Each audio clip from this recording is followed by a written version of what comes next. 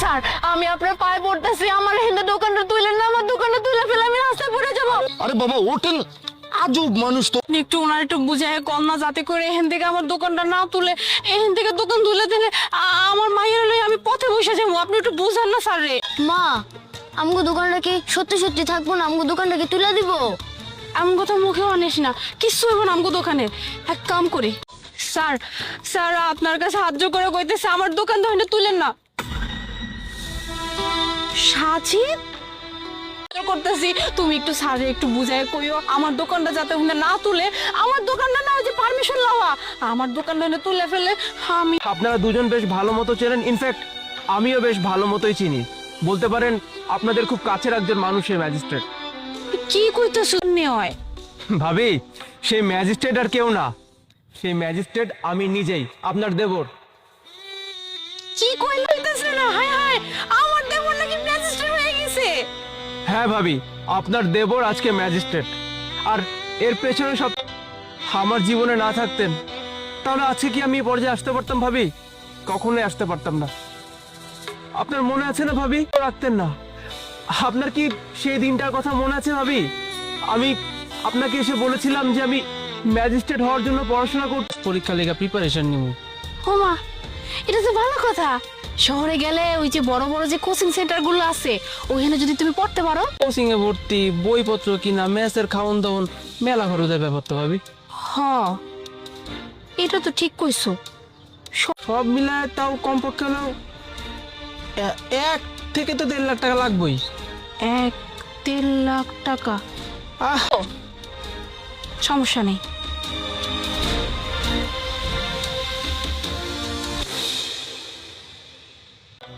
তুমি এক কাম করো, বেশি কথা না কইয়া এই সিনটা ধরো, এইটা বেচলে তুমি 1.5 লাখ টাকার মতো পাইয়া যাবা। ওই টাকা লইয়া তুমি এই চেনটা আমার দিয়ে দিলা। আমি আর একটা কথা শুনতে চাই না। তুমি এখন যাবা, যাইয়া সুন্দর মতো এইটা আগে বেচবা, বেচা আইয়া সুন্দর মতো গুজগাছ কইরা আজকে সোনার চেনটা আমাকে না দিতেন তাহলে হয়তো সেই চেনটা বিক্রি করে আমি টাকা পয়সা জোগাড়ও করতে পারতাম না, আর আমার পড়াশোনাটা কমপ্লিটও করতে পারতাম না। আমার মুখ দেখলে আপনি বুঝে ফেলতেন যে আমার হয়তো কোনো একটা জিনিসের দরকার, আর আপনি সেই জিনিসই আমাকে এনে দেওয়ার চেষ্টা করতেন। কতটা স্যাক্রিফাইস। দূর বোকা, এটা কি কথা কইতাছ? আমি এত কি বা করলাম কও?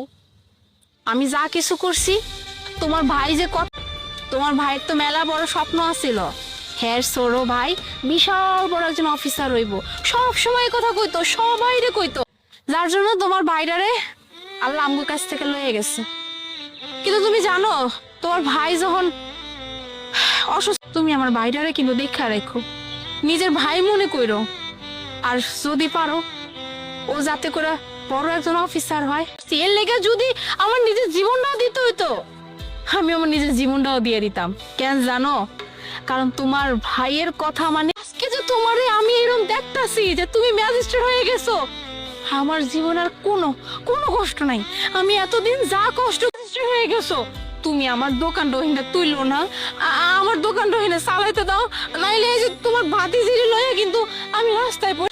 একটা ব্যাপার কি ভাবি জানেন, আমি ম্যাজিস্ট্রেট হয়ে যাওয়ার পর না আপনাদেরকে এই খুশির খবরটা দেওয়ার জন্য গ্রামে গিয়েছিলাম, কিন্তু পরে একদিন যখন আমি আমার গাড়ি নিয়ে অফিসের দিকে রওনা দেই, হঠাৎ করে দেখতে পাই আপনারা আমারই শহরে চায়ের দোকানে চা বিক্রি করছেন। আপনি রাস্তার পাশে দাঁড়িয়ে চা বিক্রি করবেন, এটা আমি মানতে পারবো না ভাবি, কখনোই মানতে পারবো না ভাবি। আমার এই ম্যাজিস্ট্রেট হওয়ার পেছনে যে মানুষটার কি, আজকের পর থেকে আপনারা তোমার সমস্ত দায়িত্ব আমার। তোমাকে নিয়ে আপনি একদম চিন্তা করবেন না ভাবি, তোমাকে আমি এই শহরে সব করে বাড়িতে থাকবেন, আরামায়েশে দিন কাটাবেন, আপনাকে আর কোনো কষ্ট করতে হবে না। আপনি আর তোমা আজকে থেকে আমার সঙ্গে থাকবেন ভাবি, আমি আর একটা কথাও শুনতে চাই না। বাবা, এটা তো আমার লেগে অনেক খুশির এখন খবর। যাক, আমি ওর লেগে অনেক চিন্তায় ছিলাম জানো। এখন ওর চাচা না আমার নামে ধন্য না, টাকা নিয়ে লাফালাফি, তাই না? শ্রাবণ স্যার, আপনার তোমরা এখানে তোমাদের এই অবস্থা কেন? স্যার আপনি এদেরকে চেনেন? আপনি চুপ থাকেন। তুমি দেশে কবে আসলো? তুমি না বলছো তুমি নাকি আর দেশে কোনোদিন ফিরবো না, তুমি নাকি বিদেশে।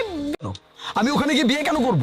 উল্টো তো আমাকে এটা বলা হয়েছে যে আমার ওয়াইফ আমার বাচ্চাকে সহকারে তার প্রেমিকের হাত ধরে চলে গেছে। জানো না আমি তোমার কতটা ভালোবাসি। হ্যাঁ, তোমাকে আমি ভালোবেসে বিয়ে করতে আমার ফ্যামিলি সবাইকে ছেড়ে আসছি শুধুমাত্র তোমার জন্য একটা মেয়েকে বিয়ে করে ফেলছো। আমাকে তো এটাই বলা হয়েছে। আমি কিচ্ছু বুঝতে পারতেছি না। আমি বিয়ে করছি মানে চলে যাও, তারপরে না তোমার মা, তোমার ভাই, তোমার বোন আমার সাথে খুব দুর্ব্যবহার শুরু করে। একা বিয়ে করছিলা, তাই তুমি যতদিন ছিলা তাই ততদিন আমার সাথে ভালো ব্যবহার করতো। এইটা দেখাতো যে তার ছেলের পক্ষে তার। তুমি জানো ও যদি একটু খাবার খাইতে চাই তোকে খাবার দিত না, ওর সাথে খুব দুর্ব্যবহার করতো। আর করতে হতো তোমার বোনের কাজ করতে হতো, তোমার ভাইয়ের কাজ করতে হতো, সারা সংসারের কাজ করতে হতো, এমনকি তোমার মেয়েকে দিয়ে পর্যন্ত কাজ করাইতো। আর তোমার কথা বলতে চাই না, আমি নাকি অন্য একটা ছেলের সাথে সম্পর্কে জড়েছি, কিন্তু সম্পূর্ণ মিথ্যা। ওরা আমাকে তোমার সাথে কোনো কন্ট্যাক্ট করতে দেয় নাই।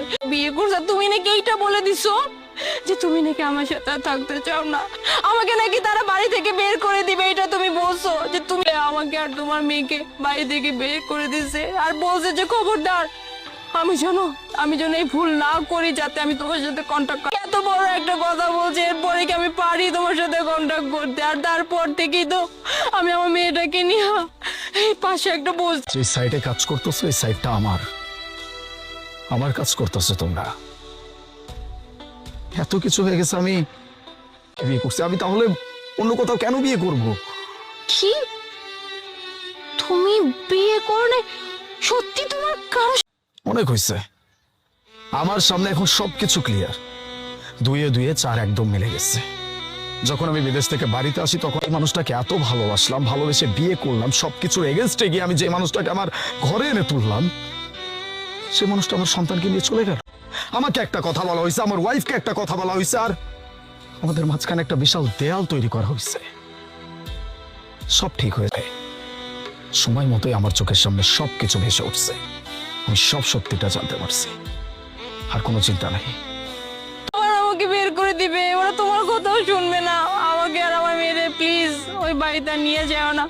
আমরা যেভাবে আছি আমরা আমাদের জীবনটা আজ পড়তে দিব না। এতদিন পর্যন্ত আমার সন্তান তার বাবাকে ছাড়া ছিল, একটা সুন্দর জীবন ছাড়া ছিল। আপনি কেমন ঠিকাদার যে আপনি আমার সাইটের লেবারদের সাথে এমন আচরণ করেন? কোন সাহসে করেন? আপনাকে এত বড় সাহস কে দিছে? মেনে নিলাম ও আমার ওয়াইফ না, ও আমার বাচ্চা না, ওরা সামান্য এখানকার একজন লেবার। আপনি তাদের সাথে এমন আচরণ করেন কোন সাহসে? জন্য আপনাকে সহ্য করব না। বের হয়ে যান এখান থেকে।